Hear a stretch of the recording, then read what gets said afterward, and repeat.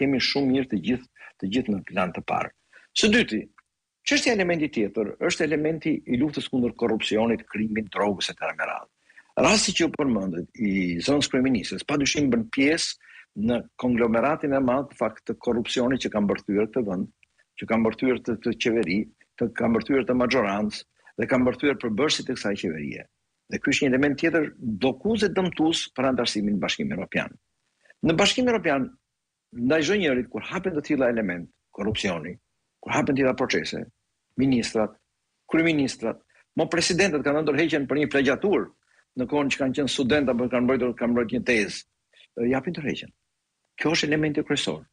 Njeriu jep tërheqjen, nuk pret të tërheqen për veshit të nxjerrin nga zyra, po jep tërheqjen.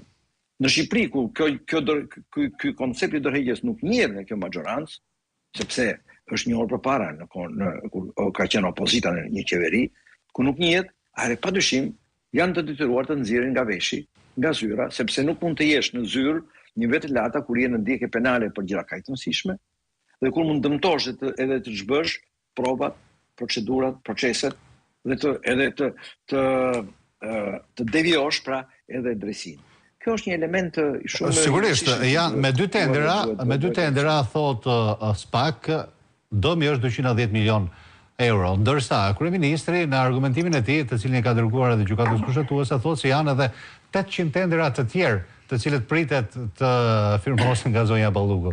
A është Shiko, pikërisht pra këtu është impasi dhe këtu tregon deformimin e madh të situatës së vlerave, demokracisë dhe përgjegjëshmërisë në Shqipëri dhe të mos luftimit të vërtet të krimit dhe të korrupsionit.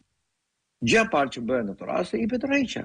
Drejtësia, unë jam gjithmonë për të gjithë drejtësia bën punën e saj, ecën përpara, ashtu si ecën dhe ashtu si është e çala apo jo e çala në Shqipëri, ky është një problem tjetër që duhet diskutuar, por në tërësinë e tij nuk mundet të jesh në një procese të tilla penale, janë procese penale, për akuza kaq të rënda, duke mbajtur dhe karikën e drejtuesit kaq të lartë të vendit. Kjo është një impakt i cili është dhe një impas edhe për politikat europiane, për parimet europiane dhe për rrugën tonë të integrimit. Pra këtu kemi të bëjmë realisht me një mentalitet thellësisht feudal, thellësisht anakronik, antidemokratik, i cili kërkon të implementojë në Shqipëri standarde krejtësisht antidemokratike dhe anti-europiane.